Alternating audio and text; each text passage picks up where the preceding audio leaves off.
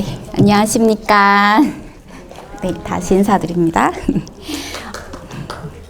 오늘은 조금 더 특별한 강연이거든요.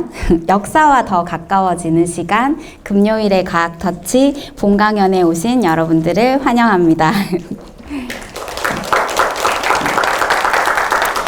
오늘 강연의 제목은 다시 보는 3.1운동, 세계사 속에서 생각하기입니다. 이 강의를 진행해 주실 교수님은 서울대학교 국어국문학과 및 동대학원을 졸업하시고 현재 고려대학교 국어국문학과 교수로 재직 중이신 권보드레 교수님이십니다.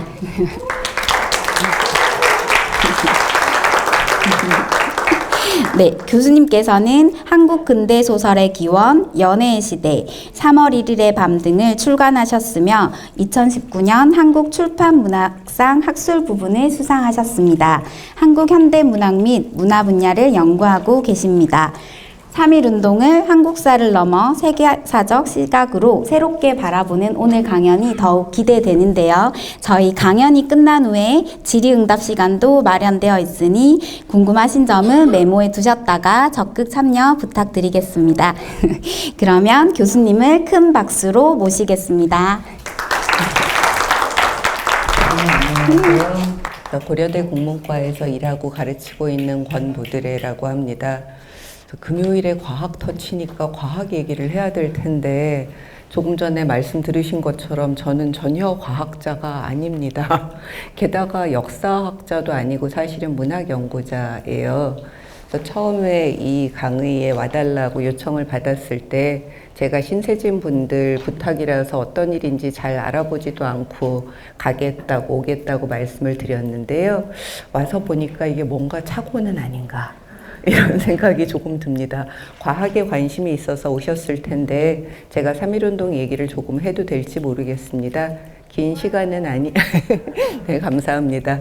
긴 시간은 아니고요. 제가 약간 세계사 겸하고 또 3.1운동 때 그때 만세 불렀던 사람들 얘기를 겸해서 슬라이드 몇 장 준비해 두었으니까요.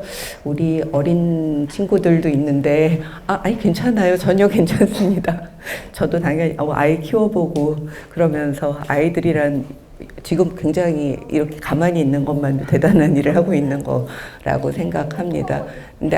근데 즐겁게 해주면 좋겠는데 그건 좀 어려울 것 같아서 그런 점에서 미안한 마음입니다. 연휴 첫머리이기도 한데요. 좋습니다.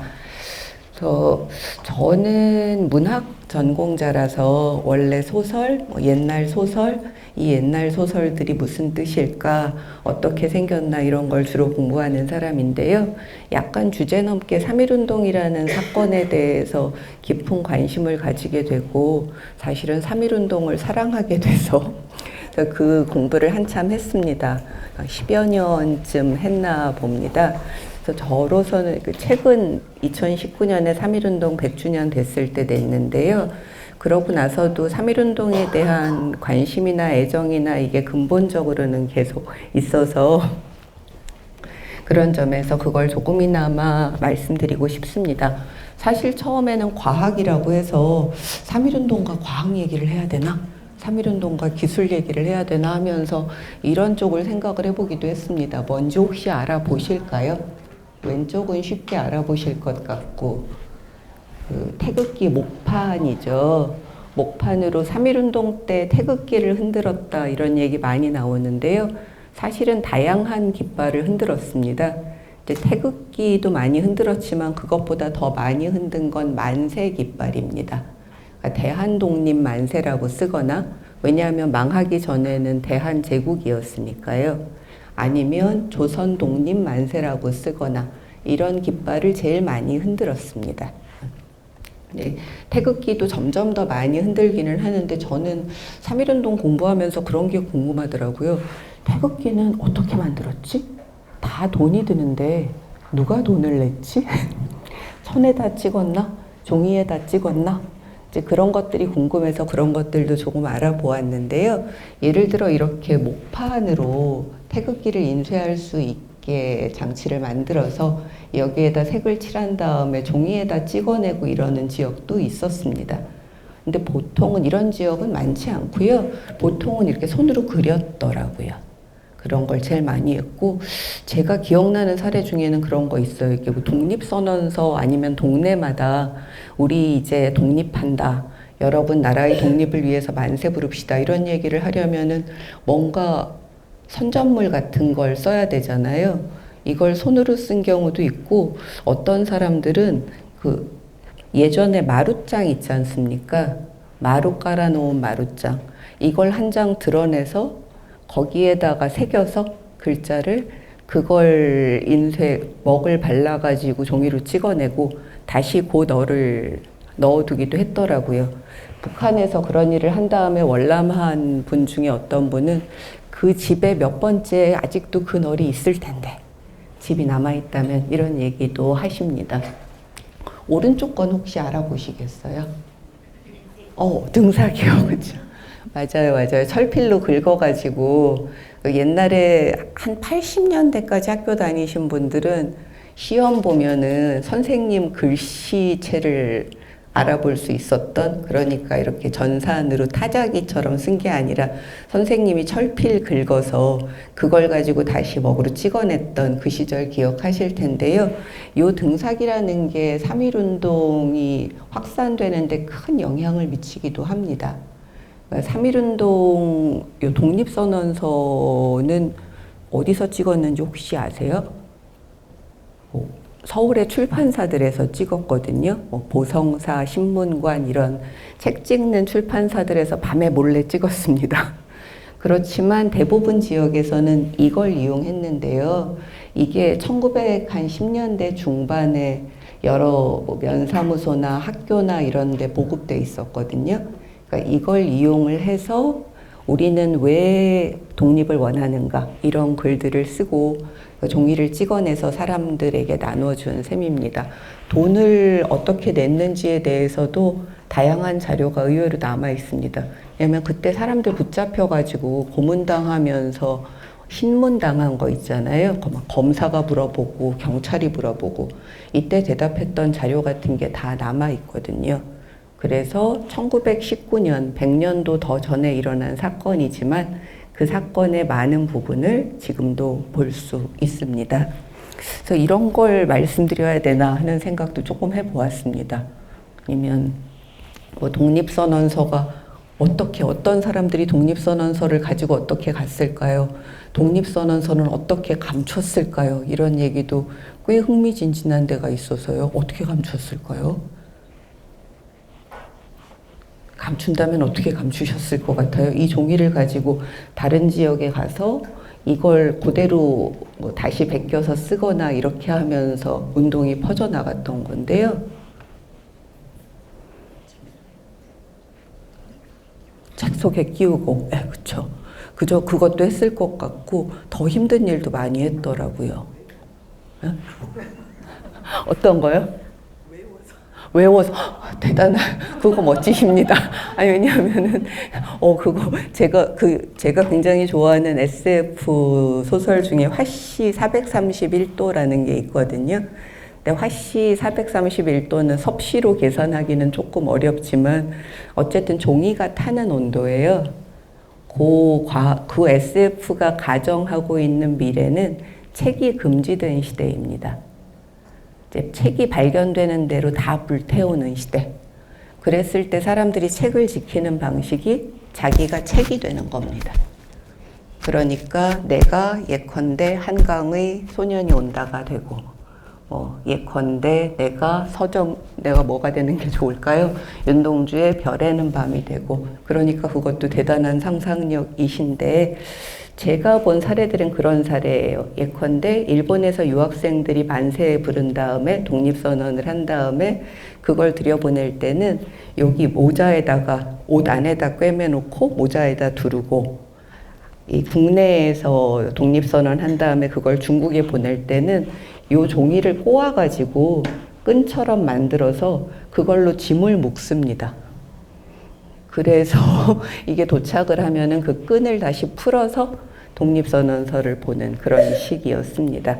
그러니까 참 우리는 쉽게 1919년에 3.1운동이 있었다라고 말하고 말지만 그 하나하나 독립선언서가 뭐 조기까지 전달되고 근데 이거보다 훨씬 더 사실은 더 많이 갔거든요. 만세는 거의 한반도 전역에서 일어났습니다.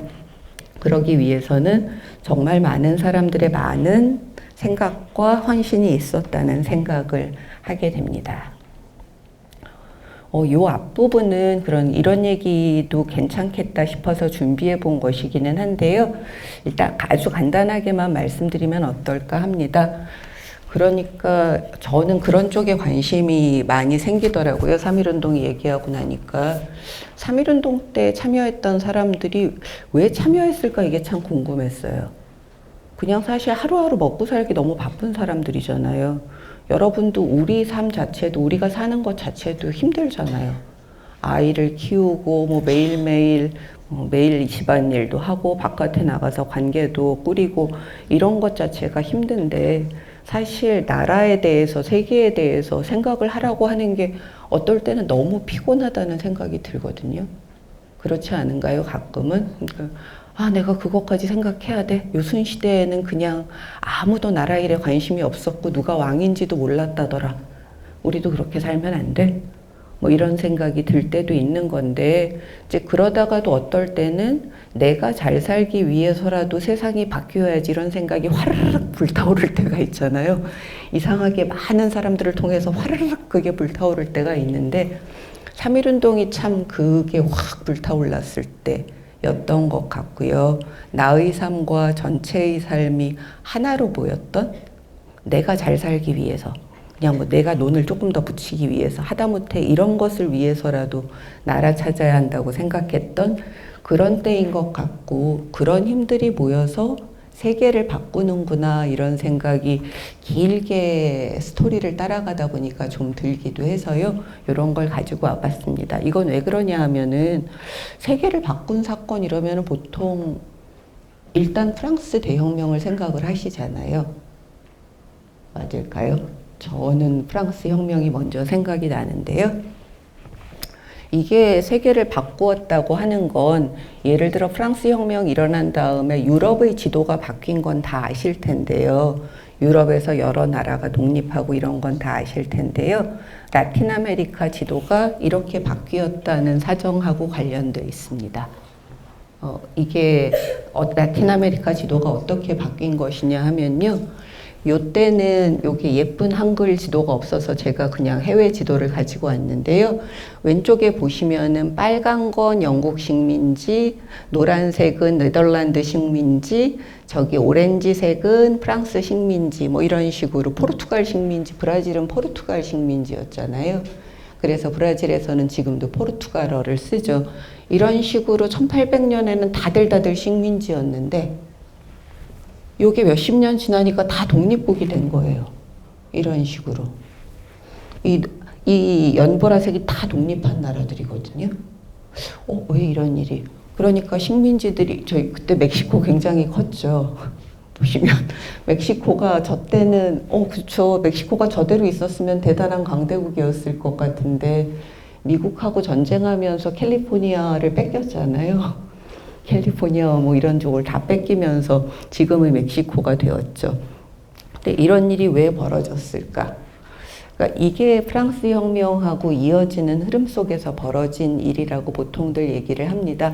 어떤 뜻이냐 하면은 프랑스 혁명이 일어났을 때 얘기가 나왔던 게 모든 인간은 평등하다는 얘기였잖아요. 근데 모든 인간은 평등하다? 어떻게 생각하면은 별거 아닌 우리한테는 너무 당연한 말인데 근데 모든 인간은 평등하다는 말을 듣고 갑자기 처음엔 생각하지도 않았던 사람들이 그럼 나도 평등해요?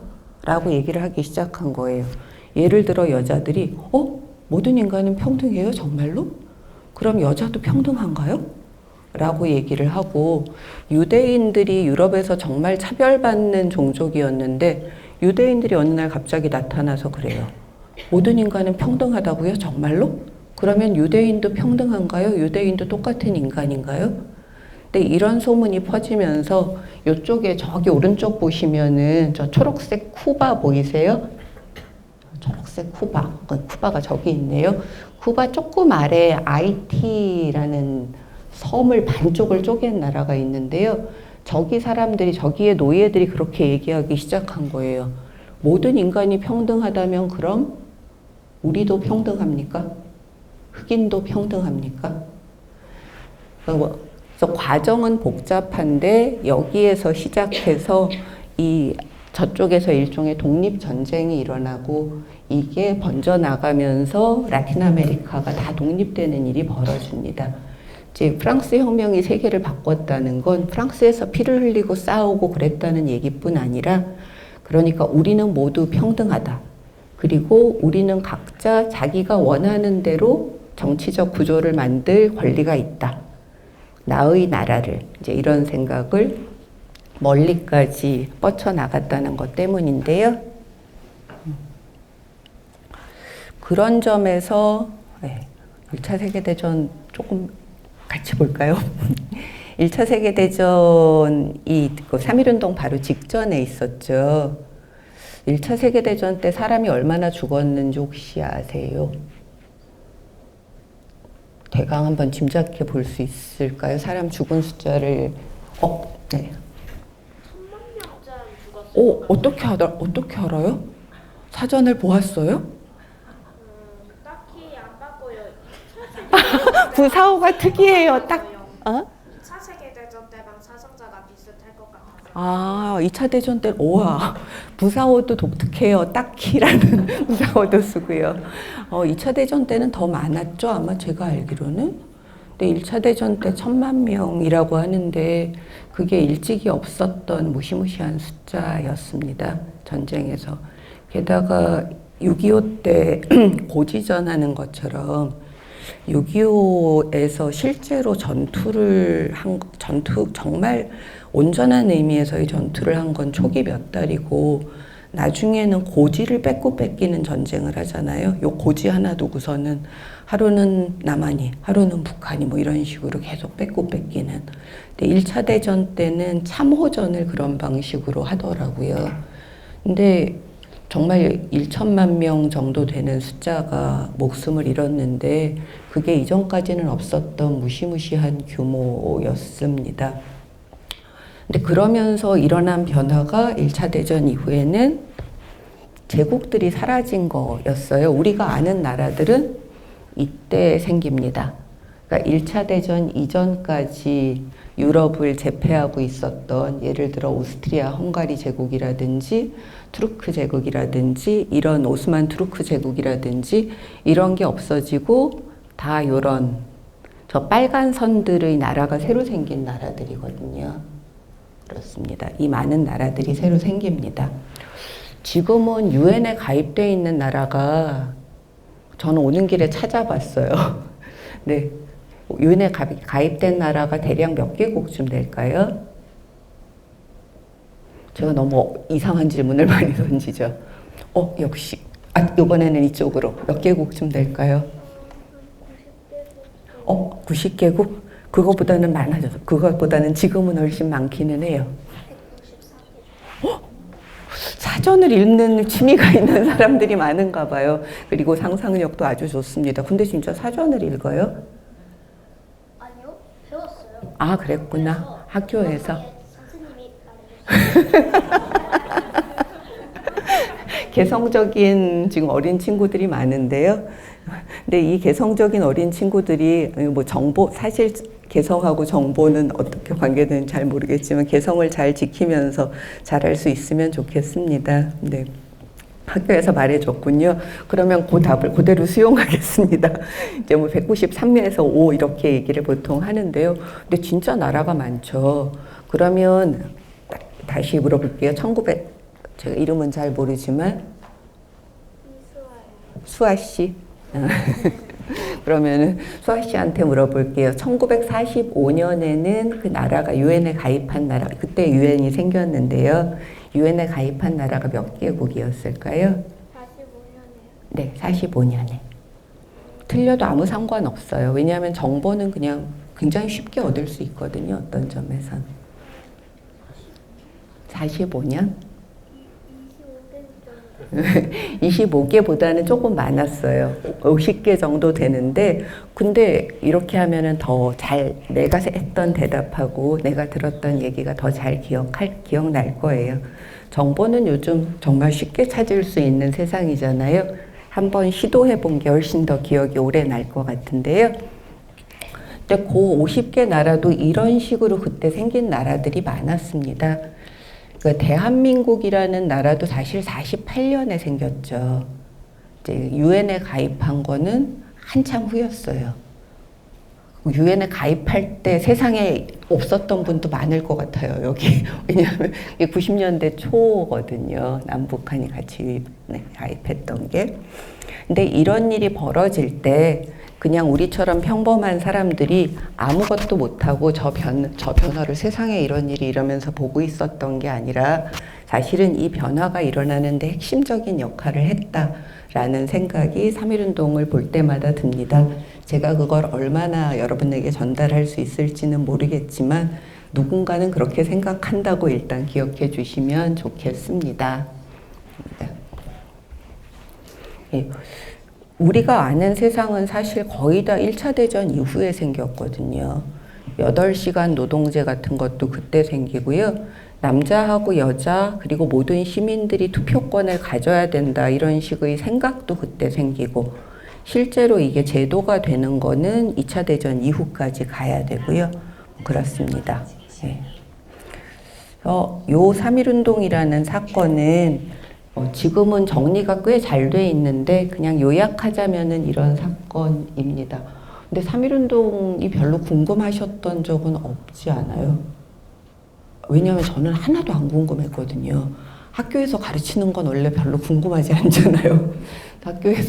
학교에서 맨날 그리고 너무 이렇게 막 유관순 저희 때만 해도 유관순 누나였는데요. 그러고 보니 요즘은 뭐라고 부르는지 모르겠네요. 열사로 부르는군요. 저희 때는 다 유관순 누나로 그 순간은 저도 남자가 되곤 했습니다. 유관순 누나가 그랬었는데요. 그래서 전혀 궁금하지 않았고 이런 말들도 그랬나 보지 뭔가 사람들이 만세를 많이 불렀나 보다. 그냥 요 정도 생각을 했던 건데요. 그래서 뭐 그러다 보니까 뭐 세상도 바뀌고 뭐 나라도 더 생기고 그랬나 보다. 근데 이런 사람들 얘기를 보면 제가 3.1운동에 관심을 갖게 된 건 이런 사람들의 재판 기록을 보면서였습니다. 이런 사람들 얘기를 보다 보면 생각이 좀 바뀌더라고요.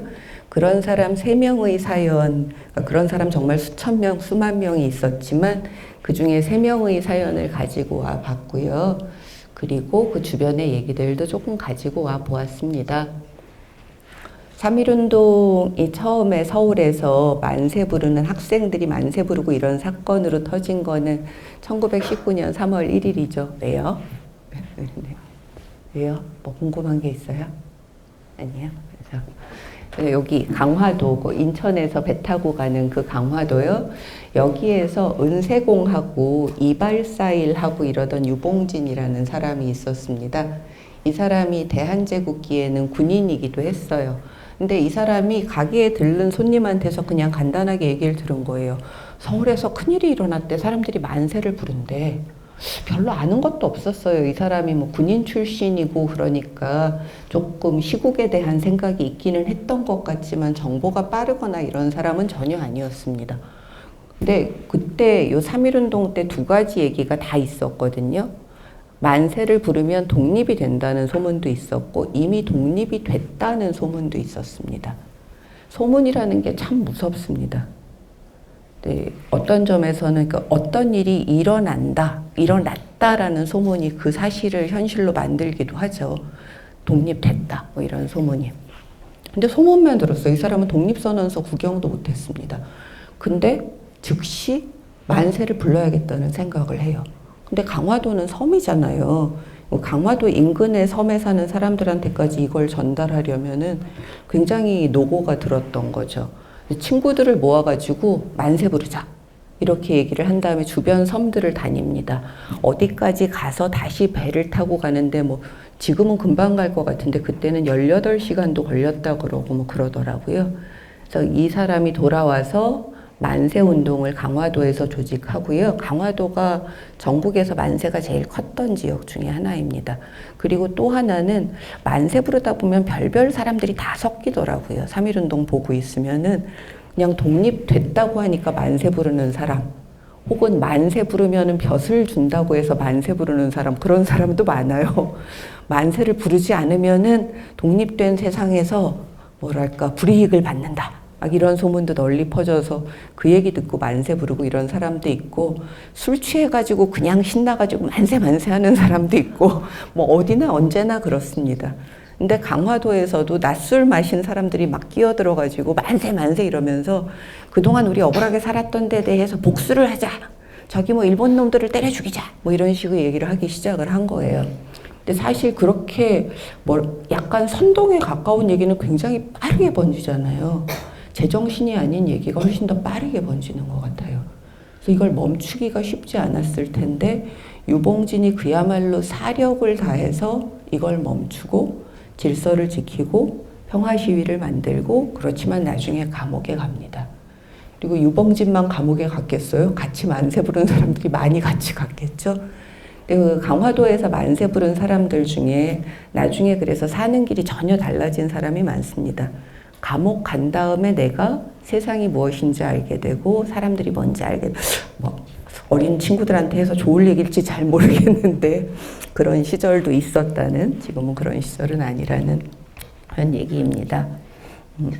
이분은 이렇게 생겼습니다. 요게 그 당시에 그 감옥 가면은 옆모습하고 정면하고 수감번호하고 같이 찍었던 요 사진들이 많이 남아 있어요.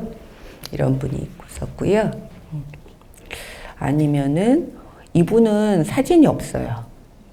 그래서 제가 늘 궁금했는데, 그리고 요분은 딱 한 군데 얘기가 나와요. 요 얘기가 재미있을까요? 잘 모르겠네요. 여성입니다. 24살, 24세 여성이고요. 영천읍이니까 멀지 않네요. 영천에서 그때 만세 부르는 게 미리 쫙 계획을 세워서 아까 유봉진처럼 그래도 부르는 경우도 있었지만, 어떤 사람이 그야말로 혼자 나가서 만세를 부르는 경우가 그렇게 많더라고요. 무슨 배짱인지 모르겠어요. 만세 부르다가 죽고 뭐 맞고 잡혀가고 이런 사람이 많은데요. 지금도 이유가 뭐든 1인 시위 이런 걸 생각하기만 해도 막 가슴이 오그라드는데, 하여튼 그때 요 영천읍에서 요 당일에 어떤 선비 하나가 독립기 이런 걸 가지고 나가서 흔들었는데, 사람들이 막 모이려고 할 때 먼저 경찰이 헌병이 이걸 보고 뛰어들어서 사실 시위를 만세를 제대로 부르지 못하고 끝났었어요. 근데 김정희라는 이 여자가 그 얘기를 들은 거예요. 4월 12일 만세를. 3월 1일부터 사실 이 만세가 계속 되거든요. 오늘 마을 사람들이 죽었는데 내일 그 경찰서, 사람들이 죽은 그 경찰서 앞에 또 가요. 그래서 약간 전 이해가 안 돼요. 어떻게 그럴 수 있을까? 그 사람들이 용감한 걸까? 무지한 걸까? 이걸 용감하다, 나라를 사랑한다 이런 말로 이해할 수 있는 걸까? 무슨 일이 벌어졌을까? 그런 생각을 하는데요. 어쨌든 그랬다고 합니다. 이 사람이 새벽에 그래서 나도 만세를 불러야겠다 이렇게 생각을 하고 새벽에 독립기를 만들었대요. 옷을 만들려고 비단 사둔 게 있었는데 그 비단을 사용했고 거기에다 이렇게 써냈다고 합니다. 피를 내서 혈서를 써서 써냈다고 합니다. 그리고 아침에 만세 부르러 나갔는데 이번에도 아무도 같이 불러주지 않아서 혼자 잡혔어요. 이상한 사람이죠. 혹시 제정신이 아닌 미친. 법정에서 저 동생이 형사였어요. 동생이 형사였는데 자기 입장이 곤란하니까 우리 누나는 미쳤다. 내 결혼할 때부터 이상하고 결혼 생활도 제대로 못하는 이상한 여자다 라고 증언을 합니다. 그래서 재판정에서 그렇게 동생이 증언을 하고 이런 얘기가 나오자 김정희가 일갈에서 그러죠. 나는 제정신이다. 제정신이 아닌 건 니들이다. 이렇게 사람을 괴롭히는 니들. 딱 이러고 사라진 거예요. 3.1운동 때 그런 사람들 많거든요. 하나도 유명하지 않고 이런 사람들이. 근데 이런 사람들이 없으면은 3.1운동도 없었을 거고, 3.1운동 같은 게 없었으면은 아까 우리가 봤던 1차 대전 끝난 다음부터 세계가 조금씩 바뀌고 2차 대전 끝난 다음에 식민지였던 나라들이 다 독립하고 이런 과정 자체가 아마 없었을 겁니다. 근데 이 사람이 어떻게 됐는지 궁금했는데 나중에 러시아에서 나온 한인신문을 보다 보니까 요건 그 신문은 아닌데요. 거기에 김정희 씨가 자기 3.1운동 때 참가했던 회고를 하는 게 나오더라고요. 그래서 저는 무척 반가웠습니다. 세상에 이 사람을 여기서 만나는구나. 근데 거기도 사진은 없더라고요. 그런 얘기들. 소개할 수 있는 사람들 얘기가 참 많은데요. 기생이면서 3.1운동 겪으면서 완전히 인생이 달라진 분들도 있고요. 그냥 기억만 해주시면 좋겠어요. 소설가 현진건이라는 사람 아시죠? 현진건 말고 현진건의 형이 의열단원이었거든요. 현정건이라는 이름입니다. 의열단 다 아시잖아요. 이제 김원봉이 단장했던 주로 그러니까 뭐 민족 이런 이름으로 지금 보면 테러라고 할 수 있는 그런 일들을 주로 했던 그런 단체였는데 그 현정건의 애인이 현계호입니다. 여성 의열단원입니다. 그렇게 기억을 해주셔도 좋을 것 같고요. 보시면 이 멋진 분도 소개해드리고 싶은데 소개가 잘 될까요? 이 멋진 분을 소개해드리고 싶은 이유는 여러 가지입니다. 이분은 일본 군인 출신이에요. 그리고 이게 일본군 장교일 때 찍은 사진입니다. 근데 뭐 그쵸, 일본군 장교라고 그러면 일단 못된 놈 같잖아요. 너무. 근데 세상 일이 그렇게 간단하지는 않아서 이 사람은 아까 본 김정희나 유봉진하고는 다르게 명문가 출신입니다. 지금 서울에 가면은 삼청공원이라는 곳이 있는데 가보신 분도 있겠지만 그 근처에 정말 넓은 집이 이 사람 소유, 이 집안 소유였고 그 집안의 유일한 상속자였다고 합니다. 그러니까 워낙 부잣집인 거죠. 게다가 좀 전에 보시면 아시다시피 제가 뭐 외모 가지고 이런 외모 차별 같은 얘기를 하고 싶진 않지만 매우 잘생기지 않았나요? 핸섬하기마저 하고. 근데 이 사람이 도쿄에 사관학교를 갔는데요. 도쿄에 사관학교를 갔을 때만 해도 나라 망하기 전이었어요. 근데 한국에는 대한제국에는 사관학교가 없었잖아요. 근데 군인을 키워야 되니까 군인 양성을 일본에 맡겨서 한 거예요. 그러기도 했습니다. 그러니까 일본 사관학교에 위탁교육을 시켜서 졸업한 사람들을 여기에서 군인으로 쓰는 그런 거였죠. 근데 중간에 나라가 망해버렸잖아요. 원래는 대한제국이 군인이고자 했는데 그래도 그냥 학교를 다녀서 일본군 장교가 됩니다. 그 당시에 근처에서 일본 학교 다녔던 유학생들이 그런 말을 남깁니다. 지나가다 보면은 육군 사관학교 지나가다 보면은 김경천이 딱 말을 타고 일본인 그 사관 후보생들을 지휘하고 있었다는 거예요. 그러니까 그만큼 잘났던 거죠. 그 사람을 보면은 우리의 마음이 막 저절로 부풀었다 이런 얘기를 하는데요. 이랬던 사람이 어쨌든 근데 내가 일본군 장교로 계속 살고 싶지는 않은데 내가 이렇게 살아도 될까? 생각을 하면서 잠깐 쉬러 들어왔던 차에 3.1운동을 겪습니다. 그리고 이걸 겪은 다음에 러시아로 망명합니다. 자기가 가진 걸 다 버리고. 거기서 러시아에서 빨치산 부대를 조직해서 일본군과 싸우고 그러기도 하고요.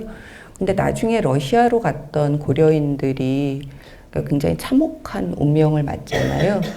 제가 어제도 우즈베키스탄에서 오신 어떤 교수분, 고려인 출신 교수분 만나서 얘기를 좀 듣기도 했는데요. 그러니까 스탈린이 워낙 많은 사람들 죽이고 뭐 숙청하고 강제 이주시키고 이랬을 때 조선인들도 극동지방에 있던 조선인들도 다 중앙아시아 쪽으로 이주시켰죠.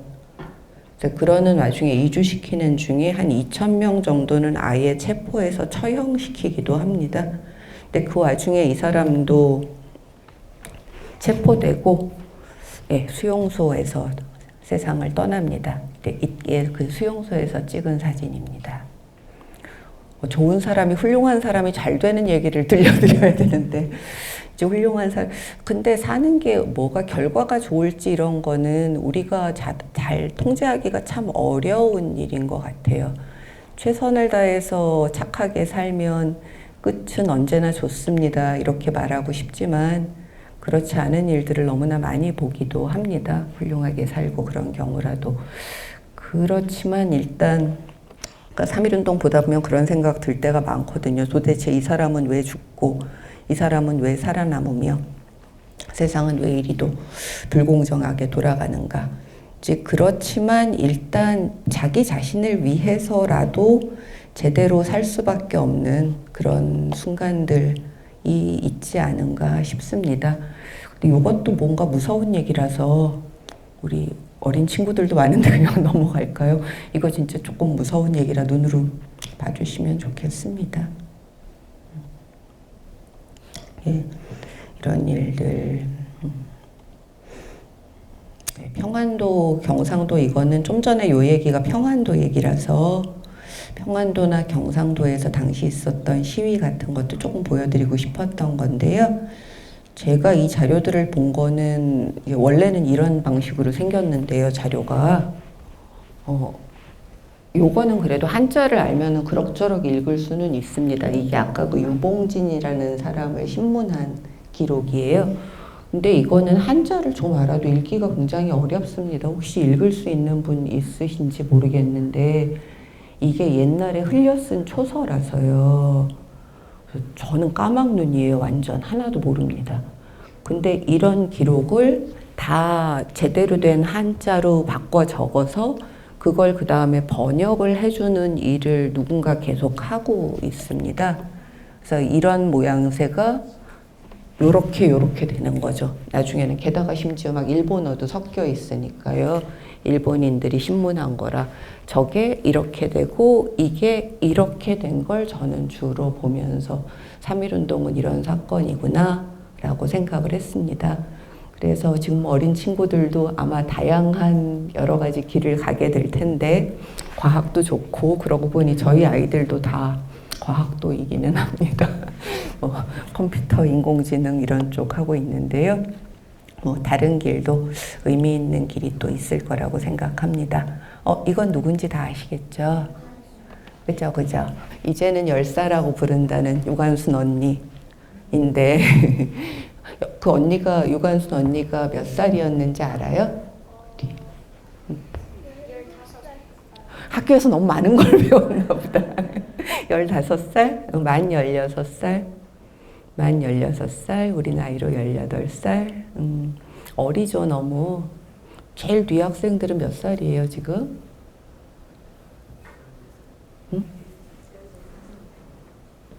중2. 중2면은 15살. 중1, 14살이군요. 보다는 누나네요. 입니다. 근데 생각을 해보면은 어쨌든 그때 이화여고 뭐 다니고 있었지만 저 16살, 18살 소녀가 어떤 마음이었을까 이런 생각이 들기도 해요. 가족을 시위 중에 다 잃었잖아요. 그래서 감옥에 있었던 유관순을 목격했던 사람들은 저 유관순이 밤마다 그렇게 울었다고 하더라고요. 한편으로는 나는 이제 엄마도 없어, 아빠도 없어, 형제들도 다 사라져버렸어. 이제 나뿐이다. 그래서 뭔 말을 하려는 거지 싶기도 한데요. 이런 사람들, 그러니까 저마다 다 다른 사연이 있었고 지금 유관순 열사라고 불릴 정도로 이 사람은 나라를 위해서 목숨을 바쳤습니다 라고 얘기되는 사람들이지만 그 사람들마다 사연은 정말 각각이고 다양하고 마음도 그 순간 다 여러 가지 갈래가 아니었을까 싶습니다. 이제 그런 사람들이 1919년이라는 그 시기에 세계 곳곳에 있었습니다. 중국에도 있었고요. 중국의 오사운동 아시지요? 아일랜드에도 있었고 그때 아일랜드가 영국의 지배하에 있었을 때잖아요. 그런 데도 있었고 이집트에서도 있었고 이집트 혁명이라고 불리는 1919년 사건도 굉장히 큰 사건입니다. 일단 왕정이 끝났다가 나중에 다시 왕정이 돌아오고 이런 조금 복잡한 사정이 있었는데요. 여기 이 여성들이 어떻게 보이나 잘 모르겠네요. 어떻게 보이시나요? 저 이집트라는 곳이나 혹은 이슬람 쪽은 저도 잘 모르지만 저기에서 여성들 패션이 바뀌는 것만 해도 사실 우리가 생각하는 것보다는 역사적 굴곡이 훨씬 복잡하구나 싶은 생각이 들 때가 많아요. 저러다가 막 파마머리하고 다니다가 갑자기 더 보수화되고 이렇게 출렁대는 역사적 물결 속을 어쨌든 저 사람들 나름의 최선으로 살고 있을 텐데요. 인도에서도 또 인도는 영국 지배하에 있었잖아요. 이때 일어났다가 많은 사람들이 희생당하는 사건이 있었습니다. 3.1운동에 대해서 말씀드리고 싶기도 하고 3.1운동이라는 게 얼마나 한편으로는 복잡한 사건이었나. 근데 그 복잡함이라는 게 우리가 매일매일 겪고 있는 복잡함하고 얼마나 닮았나. 이런 얘기를 하고 싶은데 제가 얘기를 잘하고 있을지 모르겠습니다. 왜냐하면 어떤 경우에는 이것만 보여드려도 막 머리 아파하시거든요. 이건 어떤 자료인가 하면요. 3.1운동 당시에 전단지 뿌렸던 걸 일본인들이 흉내낸 게 아직까지 남아있는 건데요. 이건 무슨 거냐, 여기는 이렇게 써 있는 거죠. 그냥 대한민국 독립 만세, 국기 이렇게 써 있고 일본어로 옮겨 넣었는데 원래는 아마 한글로 써 있었을 겁니다. 이 길을 상하게 하면은 불 지른다. 이게 불 지른다, 때린다 이런 말들이 그때 굉장히 많았더라고요. 이제 3.1운동 때 이렇게 3.1운동이 대단한 사건이었던 것 중에 하나가 상인들이 문을 한 달도 넘게 닫고 있었던 건데 그거 엄청난 거잖아요. 하루만 문을 닫아도 당장 생계에 지장이 있는데 이걸 문을 닫고 한 달 넘게 장사를 안 해요. 이 사람들이. 근데 이거 되게 헷갈려요. 근데 이 사람들이 나중에 와서 왜 문을 닫고 그러는 거야? 당장 문을 열어. 이런 얘기 했을 때 이게 변명인지 아니면 실제인지 분간하기도 좀 어려운데 그런 얘기를 하는 거죠. 제가 문 열면 불 지른다고 했어요. 협박을 받았어요. 근데 그리고 실제로 협박을 했다고 체포되고 협박을 했다고 자백한 사람들도 있었습니다. 여기 손바닥에다가 불화자를 써가지고 다니면서 상인들한테 이렇게 보여줬다는 거예요. 문 열면 불 지를 거야. 문 열면 불 지를 거야. 정말 불 지르는 게 무서워서 문을 닫았던 걸까요? 아니면 그게 무섭기도 하고 나도 지금 뭔가 상점 문이라도 닫고 그래서 세상이 바뀌는데 나라를 되찾는데 힘써야겠어 라고 생각을 한 걸까요? 그냥 이 변명인 걸까요? 이것들이 다 겹쳐져 있는 경우들이 꽤 많습니다. 요 얘기도 거의 비슷한 얘기거든요. 요거는 서울의 청량리 근처에 전농동 이런 데가 있는데요. 거기에 뿌려졌던 전단을 역시 베낀 겁니다. 어떻게 나오냐 하면요. 광고 이렇게 나오고 금방 각동 사람들은 진정 불쌍하고 가엾다. 너희 동은, 그러니까 너희 동네 사람들은 국가도 모르고 벙어리 아닌 바에는 그 어찌 대한제국 독립만세를 부를 줄 모르난다. 그렇죠. 만일 왜 너희는 만세를 안 부르냐라고 얘기를 하는 거죠. 만일 근방 제동에서 이달 금우만으로 이달 금음까지예요. 달이 지기 전까지 만세를 부르지 아니하면은 석유 2, 3미터 석유로 다 전멸시켜 버리리라. 이런 식의 얘기들이 나오기도 합니다. 이 3.1운동에 대한 여러 가지 굉장히 복잡한 자료 중에서 우리가 추려서 알고 있는 자료는 우리는 나라 찾으려고 만세 불렀다라는 아주 단순한 사실, 굉장히 어떻게 보자면 좀 앙상해진 사실이기도 합니다.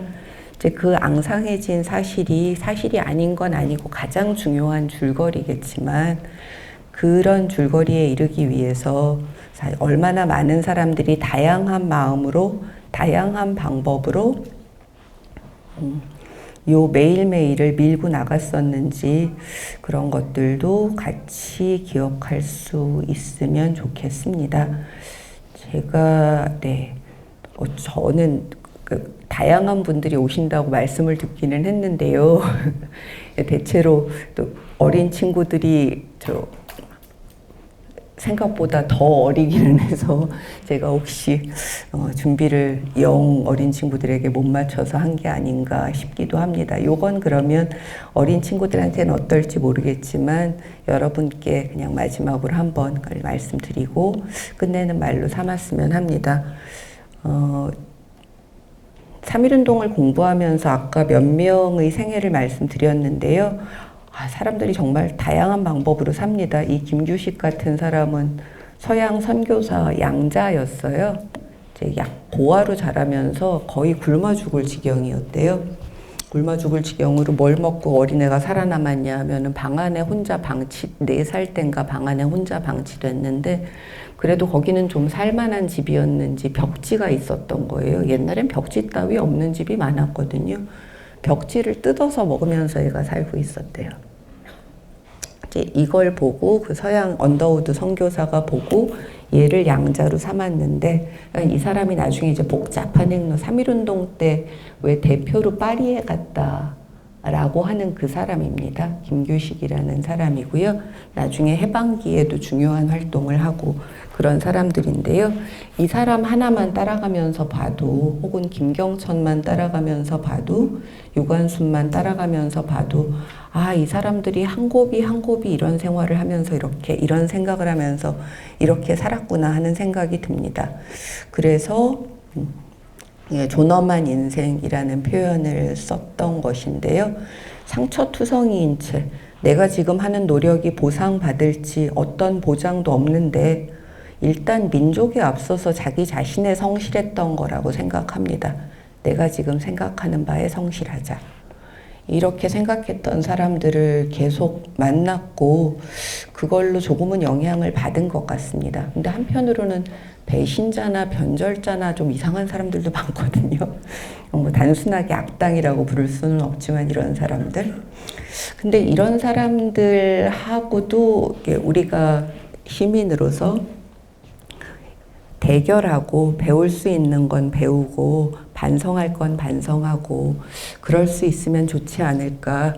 그럴 수 있어야 여기 있는 사람마다도 너무나 다른 생각과 다른 마음들을 가지고 살고 있잖아요. 그리고 우린 나름대로 다 복잡하잖아요. 이 복잡한 마음들이 조금씩 서로를 이해하고 같이 살 수 있는 토대를 넓히는 그런 방향으로 나가지 않을까 그런 생각을 해보았습니다. 라고 준비를 했는데요. 그러나 과학 터치하고는 저 아까 한 20분쯤 먼저 와 있었거든요. 근데 말씀하시는 요 도입 강의라고 하는 게 너무 재밌는 거예요. 그래서 저 도입 강의를 더 하시는 게 좋을 것 같은데 이런 생각을 하기도 했는데요. 그래도 3.1운동에 대해서 말씀드릴 수 있어서 저는 오늘도 그 점에 있어서는 감사한 마음입니다. 감사합니다.